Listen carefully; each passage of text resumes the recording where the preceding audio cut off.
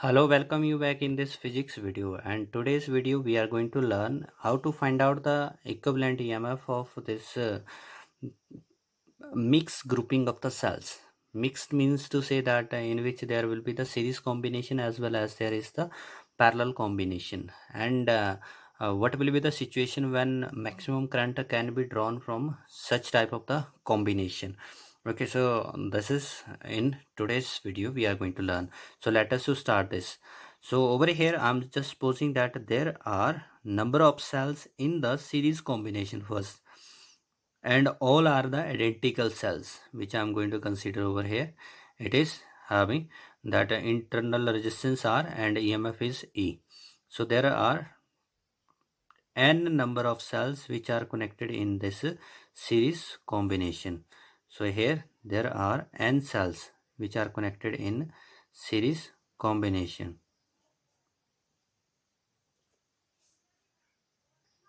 So here we have taken that there are the m rows. Okay, so which are in the parallel combination. So n that n cells are in series combination. ठीक है, एक रो में कितने cell हैं? There are n cells. ठीक है, और कितनी रोज है हमारे पास यहाँ पर, या फिर कितनी ब्रांचेस है हमारे पास? सो दीज आर m रोज. ठीक है, कितनी लाइंस हैं ये? ऐसे 1 2 3 4.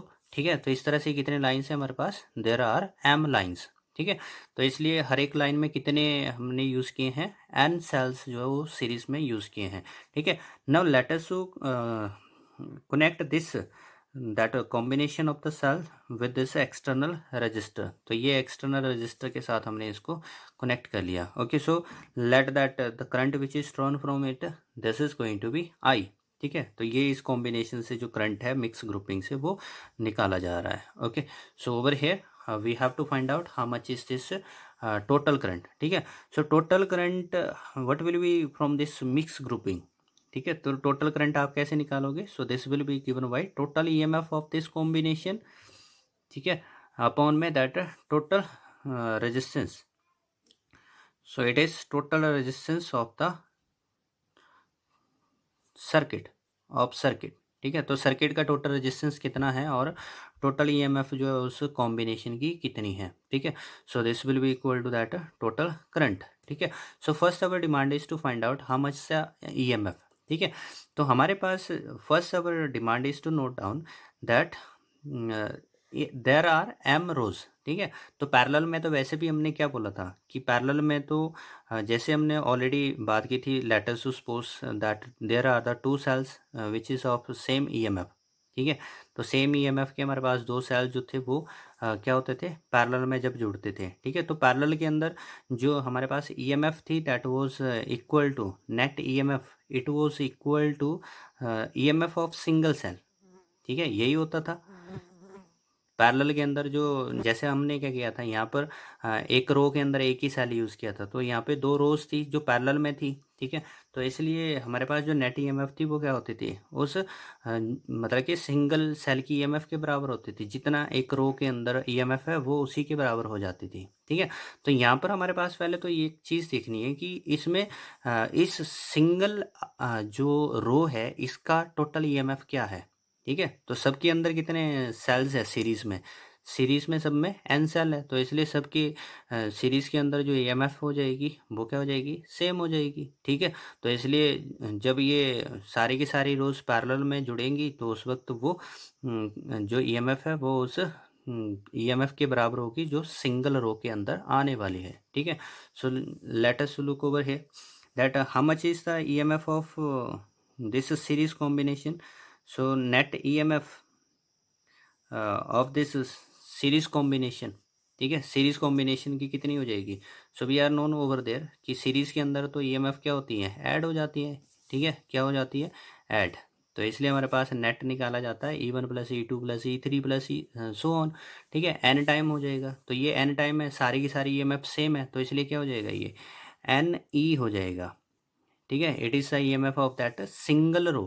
ठीक है, और देयरफॉर जो सेकंड रो है उसका भी क्या हो जाएगा? ईएमएफ एन ई हो जाएगा. थर्ड का भी एन, जो एम रो है उसका भी कितना हो जाएगा? एन ई हो जाएगा. तो इसलिए ये कुछ इस तरह से सिचुएशन बन गई हमारे पास. This is that situation like कि हमारे पास एम रोज बन रही हैं और जो हर एक यहाँ पर जो सेल है हमारे पास उसकी ईएमएफ कितनी है, एन ई है, ठीक है। इसकी भी कितनी है, एन ई। और जो हमारे पास ये जो जितने भी सेल्स यहाँ पर कनेक्टेड हैं इनकी सबकी ईएमएफ कितनी हो रही है, एन ई के बराबर हो रही है, ठीक है। So this is an E, this is an E, this is an E, ठीक है। तो इसलिए हमारे पास जो पैरेलल कॉम्बिनेशन के अंदर जो ईएमएफ है वो जितनी इस एक आर्म के अंदर ईएमएफ है उसके बराबर ही रहने वाली है। तो इसलिए हमारे पास क्या लिखा गया कि net EMF of this whole combination then it will be equal to this NE, ठीक है।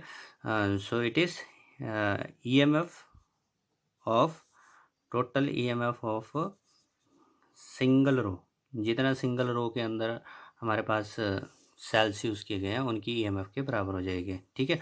नाउ द नेक्स्ट ओवर है how much is the total resistance. So first to find out internal resistance, ठीक है।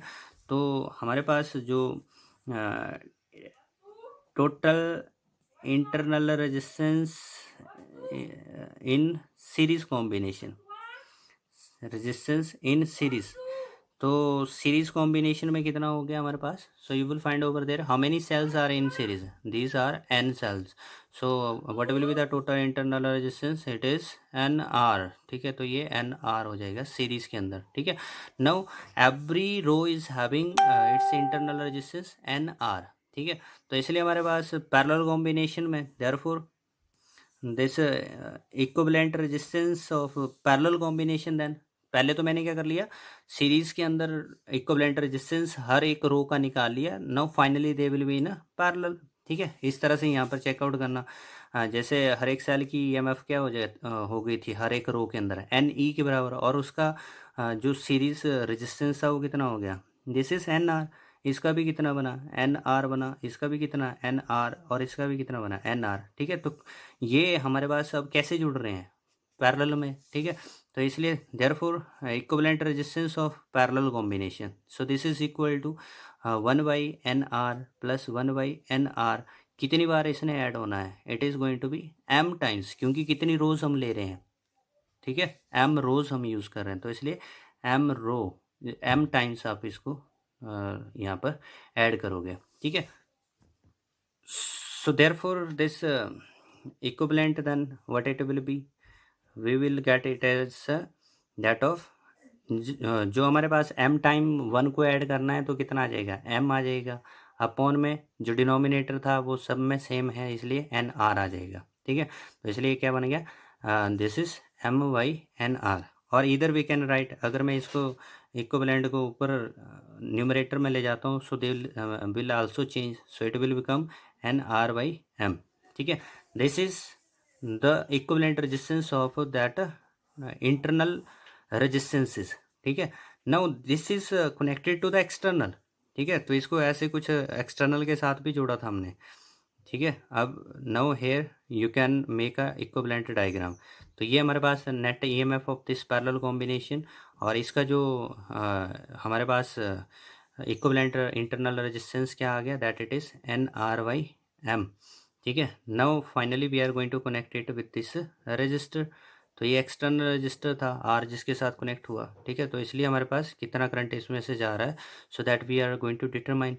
सो you will find that how much is the equivalent resistance right now, it is NR/m। और ये जो हमारे पास resistance है वो कितना है R। तो ये जो करंट है ये दोनों में से पास करेगा, सेम करंट दोनों में से पास करता है, इसलिए क्या होगा, series combination. Therefore total resistance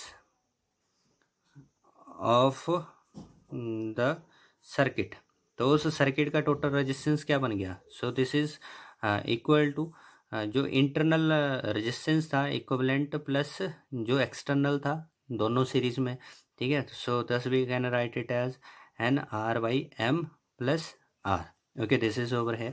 Therefore that total current which will be due to of this combination, so it is equal to that of total EMF, so it is NE, ठीक है। एंड अपॉन में that of total resistance, so it is NR/m plus R, it is the total resistance, okay. This is the formula of calculation for that total current, ठीक है, which is given by this parallel combination of the cell. Okay, now over here, if I will take this m as LCM, so then we can also write it as mne upon में nr plus mr. Here mn, it is the number of cells used in mixed grouping. Okay, so how many cells used in mixed grouping? So it is m into n. M is the number of rows and n is the number of cell in one row. So therefore total number of cell in mixed grouping, it is mn. Now over here, this denominator, it can also write in this form. Okay, so just to look over here, that it is what we tried to make it into this form. It is a minus b ka whole square. So what it will be, a ka square plus b ka square minus of 2ab. Okay, so thus I'm making it as under root of, in place of a I have taken it as under root of mr minus under root of nr. Okay, so it's a square. What it will come out to be, it is a ka square plus b ka square minus of 2ab. So it is mr nr ka whole under. This will come over there. Okay, so when I try to make it in this form, which is of a minus b ka squares, that means I have to add this factor so that it will cancel with this one, and we will again have the same as it is in the previous step. ठीक है, तो इसलिए हमारे पास क्या हो गया, जो इस जब हम इसको इस फॉर्म में लिखते हैं तो यहाँ पर ये टर्म एक्स्ट्रा हो जाती है, इसलिए मैंने क्या किया, यहाँ पर इस टर्म को कैंसिल करने के लिए +2 under root of mnr use किया. ठीक है, so overall this will be same as it is in the previous step. Okay, now for maximum current we should have this factor must be 0. ठीक है, क्योंकि denominator को क्या होना चाहिए, मिनिमम होना चाहिए, तभी करंट क्या हो जाएगा, मैक्सिमम हो जाएगा. तो इसलिए डिनोमिनेटर में हमारे पास ये जो स्क्वायर वाली टर्म है वो मिनिमम की जा सकती है. So this will be equal to 0 and that square will cancel and this negative term will go to the right side and we will have it is that of under root nr. So under root and under root will cancel, thus we will have this r is equal to nr by m. So r is what, it is external resistance, and nr by m, what is this, it is the internal resistance of this mixed grouping. So we come to know over here, to get maximum current, for maximum current, internal resistance of cells in that grouping must be equal to the external resistance. ठीक है, so it is important result which we should to learn. Thank you for watching the video.